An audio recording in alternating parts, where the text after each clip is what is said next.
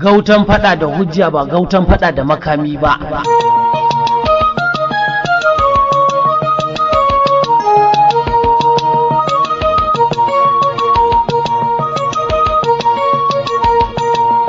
Mai sauraro assalamu alaikum wa rahmatullahi ta'ala barakatuhu, barkanmu da wannan lokaci da haduwa a cikin wani sabon shiri na kowanne gauta wanda yake tafi da ra'ayi na 'yan siyasa na ƙashin kansu kamar yadda kundin tsarin mulkin ƙasa sashi na 39 ya tanadi.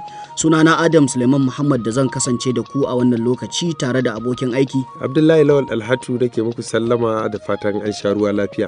Sai a biyo mu cikin shirin domin jin yadda za ta kasance.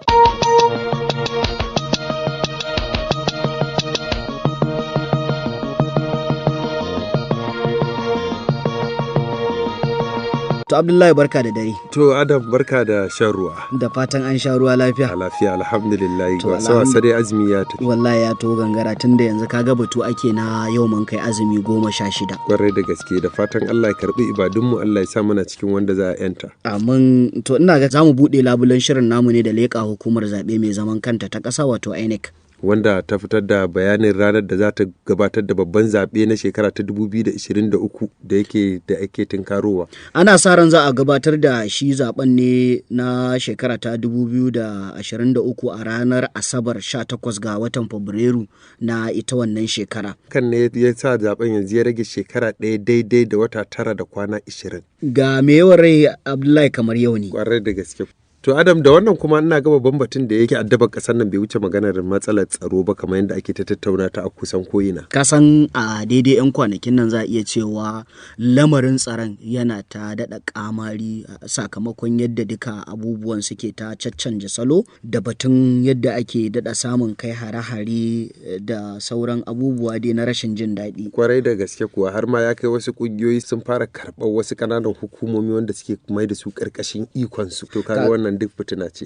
Akan haka ne majalisar wakilai ta buƙaci shugaban ƙasa Muhammadu Buhari da ya sanya dokar ta ɓaci a ɓangaren na tsaro. Gaskiya ne majalisar ta buƙaci gwamnatin tarayya da ta gaggauta ɗaukan wannan mataki saboda matsalar tsaron tana ta ta'azzara, inda suke buƙaci a ƙarin sojoji da ƙarin jami'an tsaro dai duka da kuma kayayyakin aiki a tabbatar an samu wa ma'aikata.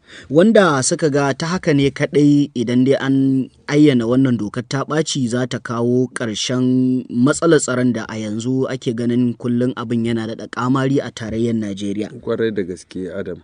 Akan haka ne sanya muka tuntuɓi shugaban masu rinjaye a majalisar tarayya wato Honorable Alasan Ado Doguwa domin jin kowanne dalilai ya sanya su suka yi duba da yin kira ga gwamnatin tarayyar da ta ɗauki wannan mataki na ayyana dokar ta ɓacin a fannin na tsaro. Duk wanda yake kasar nan zai yarda da ni cewar maganar tsaro ta zama inna lillahi wa inna ilaihi raji'un, domin abin da duk kake tunani sai kaga ba ma ta nan yake ba, ya zama kamar abin da Hausawa suke kira gobara daga kogi. Kuma wannan ce ta sa ya zama wajibi a matsayin na wakilan jama'ar Najeriya a jiya muka yi kuduri na musamman, wanda a cikin kudurin babban abin da ya fi komai karfi shine dama da muka baiwa gwamnatin tarayyar Najeriya karkashin mai girma shugaban kasa Muhammadu Buhari ne ya dauki mataki na taɓaci akan fuskar tsaro. Abin da ake nufi da matakin ta ɓaci a fuskar tsaro babba shine a tsari na dimokuraɗiyya ko mai shugaban ƙasa zai yi ko na tsaro ko na tattalin arziki ko a siyasance ko harkar yau da kullum da mu'amala tsakanin mutane ko matsayin gwamnatin ƙasa da gwamnatin jihohi, to akwai dokoki na tsarin mulki da suka bashi ikon yayi kaza ko kada yayi kaza. To wannan abin da muka yi tasirinsa shine a matsayin mu na wakilan jama'ar Najeriya mun baiwa mai girma shugaban ƙasa dama da cewar kai tsaye zai iya ɗaukan duk wani mataki da ya kamata ya ɗauka a matsayinsa na babban hafsa na sojojin Najeriya, wato ana shine babban kamar CIS da Commander in Chief na ƙasa, zai iya ɗaukar dukkan wani mataki ba lallai da sai ya bi hanyoyi ko ka'idoji da aka saba bi na harkar demokaradiyya ba. Misali yanzu gwamna shine babban jami'i na tsaro kuma jami'in gwamnati a jiha. Akwai abubuwan da shugaban ƙasa ba zai iya yi a jihar Kano ba zai iya yi a Kaduna ko a Borno ba idan a ka'idoji za a bin harkar demokaradiyya. Wannan kuduri da muka yi mun ba shi dama a matsayin wakilan jama'ar Najeriya duba da damar da tsarin tsarin mulkin Najeriya ya bamu cewar ya iya ɗaukar kowanne mataki a kowace jiha a kowanne yanki domin tabbatar da tsaron dukiyoyi da lafiyar al'ummar Najeriya. Ta ana ga suna abu ne da ba ma sai an tambaye shi yin haka ba, yadda harkar tsaron ta zama a ƙasar nan suna ganin yin haka ya zama wajibi domin a ɗauki matakin da za a tabbatar da haƙƙin gwamnati na tsare lafiya da dukiyoyin al'ummar Najeriya ya tabbata. To Adam kaji Honorable Alasan Ado Dogo kenan shugaban masu rinjaye a majalisar wakilai ta tarayyar Najeriya. Wanda kuma a gefe guda akwai masu nazarin harkokin majalisar irin su Usman A. Aliyu wanda yake ganin rashin dacewar ganin an sanya ita wannan dokar ta ɓaci sakamakon yadda lamarin zai jefa al'ummar ƙasa a ciki. Dangane da dokar ta ɓaci da ɓangaren majalisa take so a shugaban ƙasa ya sanya dangane da halin da tsaro yake ciki a wannan ƙasar, to dama kamar yadda tsarin yake shugaban ƙasa shine yake da hurumin ya sanya dokar ta ɓaci sai kuma ya tura wa majalisa, ita kuma majalisa ta zauna zaman sirri ta tattauna domin ta amincewa shugaban ƙasa ko kuma rashin amincewa da dokar ta ɓaci. Kuma ita dokar ta ɓaci idan aka sanya ta tana nufin cewa bangaren da aka sanya wa dokar zai zama akwai wasu haƙoƙi da za su rasa, wato akwai wasu abubuwa da ya kamata jama'a a ce za a takure su, za a hana su gudanar da waɗannan abubuwa. To idan aka sanya dokar ta ɓaci zai zama gwamnati ta mai da hankali akan wannan ɓangare. Bayan wannan mai da hankali to amma mafi muhimmi shine akwai tsare-tsare da ya kamata a ce suna aiki, to waɗannan tsare-tsare za a jingine su ya kasance ba sa aiki. To misali ita wannan dokar ta ɓaci tana iya ma taɓa kamar haƙƙi na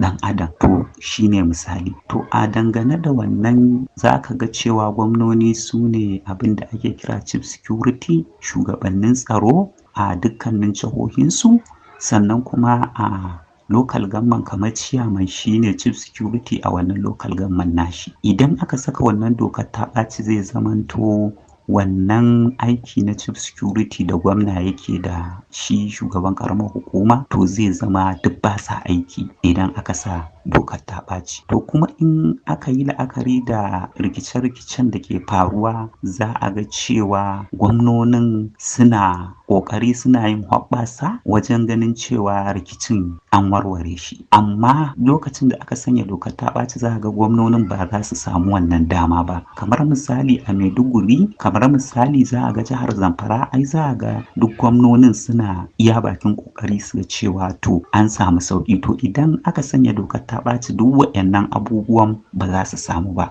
a waɗannan jihohi. To kamar kusan shine wannan dalilin da nake tunanin gwamnati take kamar jan ƙafa wajen sanya ita wannan dokar ta ɓaci, saboda gwamnoni suna da rawar takawa sosai wajen ganin cewa waɗannan rigingimu sun yi ƙasa. Ka san ba wai ga iya Usman A. Aliyu ne yake da irin wannan hange akan sha'anin tsaron ba, akwai 'yan siyasa irin su Honorable Anas Abba Dala yanda yake cewa ya dace shugaban ƙasa ya yi taɓin alli ga dukkanin masu ruwa da tsaki da domin ganin an samu bakin zare wannan lamarin da yake ta'azzara. Shugaba Muhammadu Buhari ya kamata ko me kake yi ka fito ka zo ka zauna da shugabannin tsaro da masana tsaro a matsayinka na tsohon janaral na soja, ka je ka zauna da tsofaffin sojojin Najeriya, ku yi mitin, ku zauna ku ga yadda za a bullo wa al'amarin nan. Wa'annan na yanzu wa'anda suke ciki a zaunar da su a ji shawarwarinsu, a ebo na da wa'anda suka yi ritaya a ji shawarwarinsu, a je a ebo masana harkokin tsaro wa'anda suka yi shi a aikace a ji shawarwarin mutanen nan. Duk fa matsalan nan wallahi Adamu da muke fuskanta in Najeriya muke fuskanta, musamman mu nan yankin mu na arewa akan harkar tsaron nan, wallahi shugaba Muhammadu Buhari ya toshe kunnensa, an hana shi iji shawarwarin mutane wa'anda za su bayar akan harkar da ta shafi harkar tsaron nan. Amma idan har zai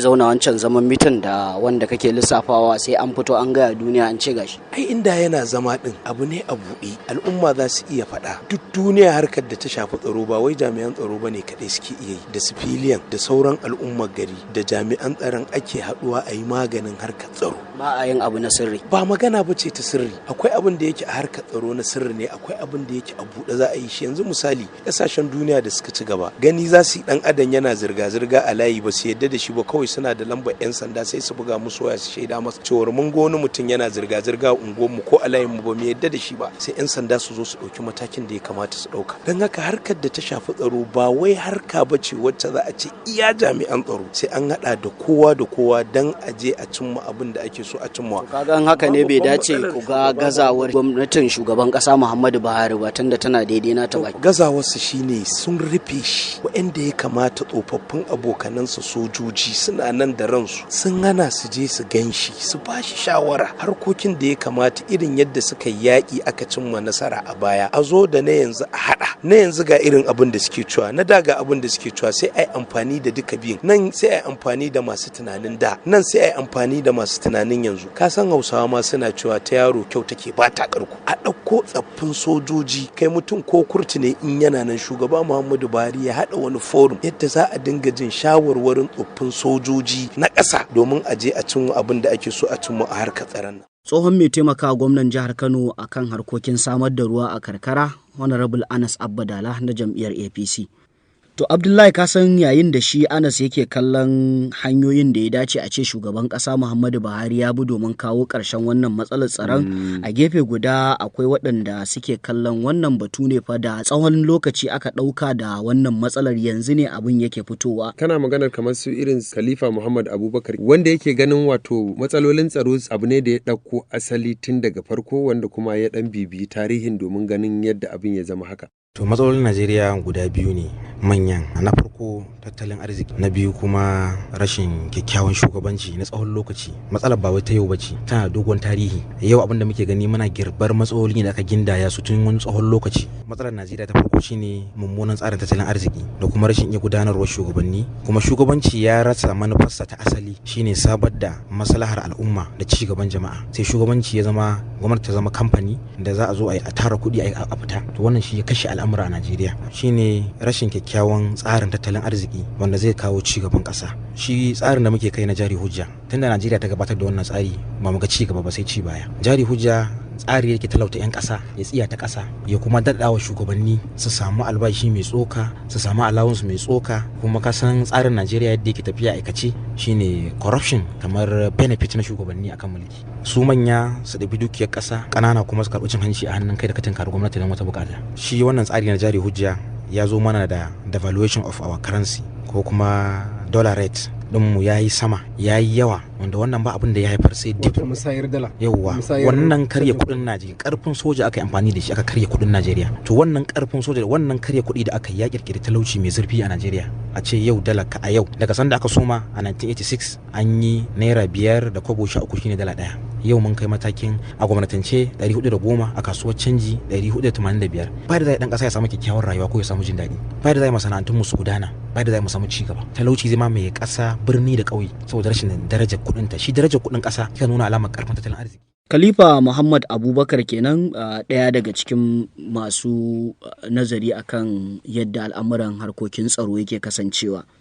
To Adam, a daidai lokacin da shi Khalifa Muhammad Abubakar yake wannan magana, a lokacin ne tsohon kansila Honorable Kabiru Shugaba shi kuma ya shigo yake cewa yanzu za a je wasu bambance-bambance da suka shafi addini, yake daɗa zargin cewa gwamnatin tarayya ta ba wa gwamnoni wata dama ta wuce kima, wanda su kuma suke amfani da hakan wajen daɗa ba da gudunmawa wajen ta'azzara harkar tsaron. Bari mu ji shugaba.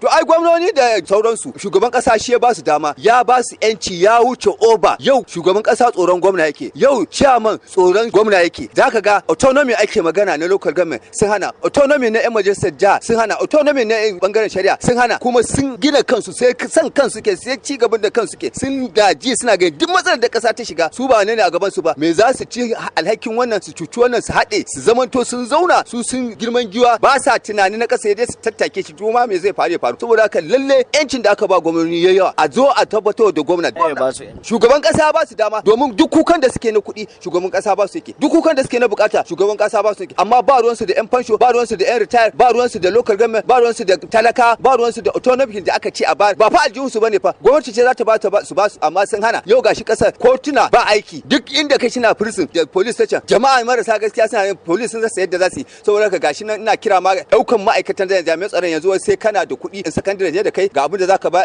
level ne da kai ga abin da zaka ba, ina ka samu wannan labarin, in university kai ga abin da zaka ba, sannan a baka offer. Tun yaushe ake cewa dauki yan sanda 100,000, ina ka samu wannan yan sanda 100,000 da aka ce za a dauka, kaga an dauka. Amma baka jin ana ganin kamar idan bera da sata da dawa ma da wari sakamakon yadda ake gani yawan yawaitar hada-hadar kudaden misali a mataki na karamar hukuma da kuma mataki na jihohi ma yana da sabbaba wata matsalar. To wannan ya hana shugaban kasa ya bada kudin tsaro da yake bada biliyoyin kudin tsaro ake cinyawa fa, ballantana wannan da bai kai ya kawo ba fa. Yanzu kana ganin dai babu wata rawa da su shugabanni kamar misali gwamna da shugaban karamar hukuma za su iya taka domin magance matsalar tsaron nan. Ai shugabannin kananan hukumomi su suke da rawa da za su taka ta harkar tsaro, amma sai da kuɗi. Ka gani su suke da masu unguwanni, su suke da dakatai, su suke da hakimai, su suke da yan bijilanti, su suke da yan kungiyoyi kanana masu tsaron unguwanni wanda za a zauna da su a ba su kayan aiki, a taimaka musu kamar yadda yan kidnapping nan suke tsoron bindiga mai fulogi, duk a inganta su, a tabbatar da an ba su tsaron, kuma a ba su allowance, kuma duk wanda ya samu matsala a taimaki rayuwarsa, a gani ba za ta canza zai ba. Tsohon kamsila a karamar hukumar Gwale, Honorable Kabiru Shugaba Kofar Na'isa. To Adam, ka san su 'yan jam'iyyar APC suna wannan hange ne a yayin da su kuma 'yan jam'iyyar adawa ta PDP wa kuma musamman tsagen kwankwasiya ma kamar irin su Inuwa Sori Gai cewa yake yi shugabancin jam'iyyar na APC fa ya gaza ta ko ina a wajen gudanar da mulkin kasar nan. Wanda yake yin kira ga al'umma da su tanadi ƙuri'unsu domin sauya gwamnatin jam'iyyar APC daga mulkin ƙasa. Ta me ake ba ka san ni ba na kwaina sai da zakara. Abinci yayi tsada, asibiti ba wutar lantarki, ba ruwan famfo, gashi kuma a gurare a kashe mutane, aiki da nafin. Wannan gwamnatin sama da ƙasa ba ta da amfanin komai. Talaka 2023 ka sana wannan gwamnatin ritaya, kai mata hukunci da ƙuri'a inda ta gana maka azaba. ABC babu ita, babu labarin. Yanzu so kake ka ce talakan Najeriya ya tanaji ƙuri'unsa in zaɓe ya zo a canja gwamnati. In ma tana aljihun ka tanade ta, ka sa ta ƙasan akwati. 2023 kai wa ABC hukunci ka dannawa lema ta taimake ka gidanka ka samu wutar lantarki, gidanka ka samu abinci. Yanzu a ce lokacin Buhari kai ka dinga kuka a nan setin din kofar mata, talaka in ya sai fetur naira 50 an zalunce shi, kai kuma a gwamnatin ka nawa ake sayarwa, an kyauta ko kuma an yi daidai. Ka bi jihar Kano ba wanda bai san dan gwangwasiya bane ni, kuma ina kwato hakin talakawa. To Adam, kaji Inuwa Sori Gai nan dan kwankwasiya daga karamar hukumar Tarauni.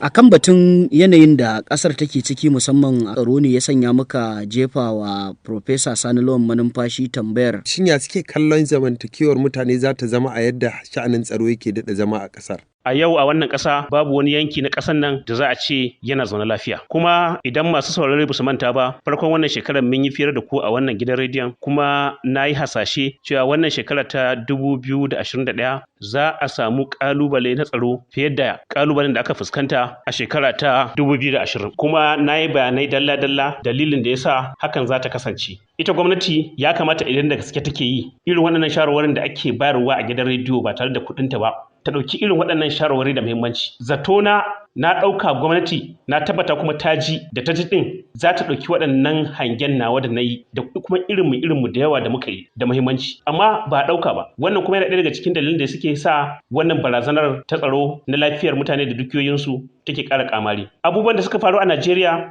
a halin yanzu kuma suke faruwa irinsu sun faru a ƙasashe irin na su Rwanda, Cambodia, South Sudan, kudancin Sudan kenan, Uganda, Sierra Leone, Liberia da kuma ƙasashe irin su wato ƙasashen Larabawa wanda ya jawo matsala ta tsaro da ake kira Arab Spring. Kuma dalilan da suke kawo waɗannan abubuwa a wannan ƙasashe iri ɗaya ne da dalilan da suke faruwa a ƙasashe irin Najeriya.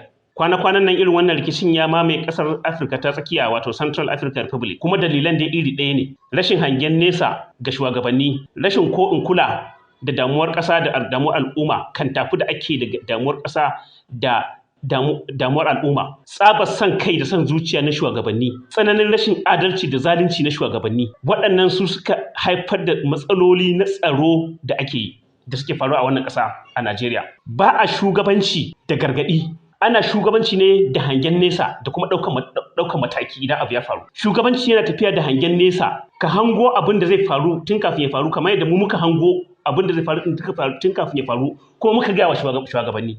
Idan ka hango din kuma ka hana ya faru din, wannan shine shugabanci. Idan kuma har ya riga ya faru din, ka ɗauki matakin da ba zai ƙara faruwa ba, wannan shine shugabanci. Ba a taɓa yin nasara da shugabanci ta hanyar gargaɗi. Wannan abun babu shakka zai shafi rayuwar al'umma da yawa, ta hanyoyi da dama. Na farko dai yanzu mutanen Najeriya suna cikin yanayi na fear factor, wato yanayi na tsoro.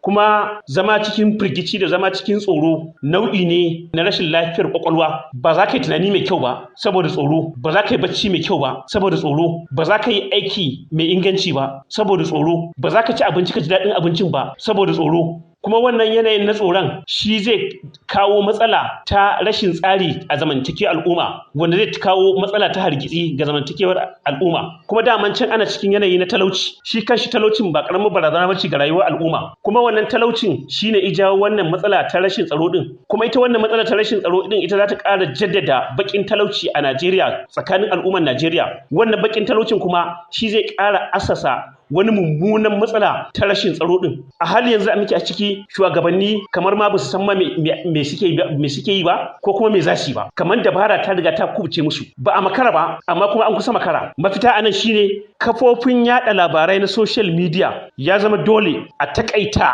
amfani da social media, Facebook, Twitter, Instagram. Ana yada labarai na ƙarya da propaganda da kuma wanda za su ƙara harzuka mutane, wato kuma su ƙara firgita mutane. Abin da ya faru a shekara ta 1994 a Rwanda, kafofin yada labarai na social media sun taka rawa kwarai da gaske wajen kawo kisan gilla a Rwanda. Kuma irin salon da kafofin yada labaran nan suka ɗauka a Rwanda shine kafofin yada labarai na Najeriya, social media, Facebook, Instagram, Twitter suke ɗauka. Kuma a halin yanzu babu wani alama na mataki da gwamnatin Najeriya take ɗauka akan wannan yaɗa labarai na ƙarya da harkitsa mutane da kuma tunzura mutane. Wannan shine mataki na farko. Mataki na biyu, na sha faɗan wannan magana, matasanmu sama da miliyan 30 da ba su da aikin yi, dole a tallafi rayuwarsu, dole a sama musu aiki, ko kuma a ƙirƙiri yanayi da za su shiga kasuwanci, su tallafi kansu, su tallafi al'umma, su tallafi ƙasarsu. Na biyu shine ƙazamin talaucin nan da ake fama da shi, wanda ba na Allah da annaba ne, shugabanni ne suka ɗora mutane. Dole shugabanni su kawar da wannan talaucin, bakin talaucin da ya addabi al'umma. Ya za su kawar da wannan bakin talaucin? Shine kwashe dukiyar al'umma, baitulmali ta ƙasa, kan tafi da rayuwar ƙasa, cin hanci da almundahana da dukiyar al'umma ta ƙasa, dole su daina. Kuma dole a ɗauki matakin akan masu yin haka ɗin. Kuma dole mutane su gamsu da matakin da aka ɗauka ɗin. Idan aka yi haka, ina ganin za a ci nasara fiye da kashi 50% na shawo kan wannan matsalar. Sannan a inganta rayuwa ta masu bada tsaron nan, sojoji, 'yan sanda, DSS, immigration, custom, a inganta rayuwarsu, a ba su kayan aiki, kuma a ba su kariya da za su yi aikinsu ba tare da wani tsoro ko wani yanayi da idan sun mutu wato ga halin da iyalinsu za su shiga ba. Idan an muka yi haka, ina ganin za a samar da wani yanayi da ƙasar nan za ta tsallake daga cikin wannan tarko na rashin tsaro da ta fada. Profesa Sani Lawan Manumfashi, malami a Jami'ar Bayero da ke nan Kano. Ina ga Abdullahi da wannan mu shigo sauran wasu batutuwan na siyasa, kuma mu fara da cikin karamar hukumar Dala, inda muka samu wato bakuncin Alasan Gwammaja, wanda ya shigo yana yaba wa dan majalisar su mai wakiltar karamar hukumar tasu ta Dala, wato Honorable Babangida Alasan Yako Dima, bisa irin yadda ya sauke kabakin kayan abinci ga wasu daga cikin al'ummar wannan karamar hukuma, musamman a wannan wata na azumin Ramadana. Ko a tunani ni ban taba tunanin akwai dan majalisar da ya abin da Babangida Alasan ya kudimo. Ka duba ka gani, bayan DSCO sai da ya ba su buhun shinkafa na karamar hukumar Dala. Ka duba yawan mu wanda aka ce Dala tushen birni dan ita aka yi Kano, amma duk abin da ya shafi ESCO sai da ya ba su buhun shinkafa. Bayan an gama na jam'iyya, bayan an gama da ya tashi ya tattara iyayen marayu ya ba su kayan abinci mutum 500, ya sake tattara marayun maza ya ba su shadda mutum 500, ya sake tattara mata ya ba su atamfa ruwa da kuɗin ɗinki to wannan mutumin me zaka gaya masa kuma na jami'ar APC din na jihar Kano na karamar hukumar Dala maganar Dala ake yi ya kai wakilci ne na karamar hukuma to ai yan Dalan yake yi wa wayannan marayun in ka ce ai ba mu da iya marayu kawai yan jam'iyyar APC mutum 1500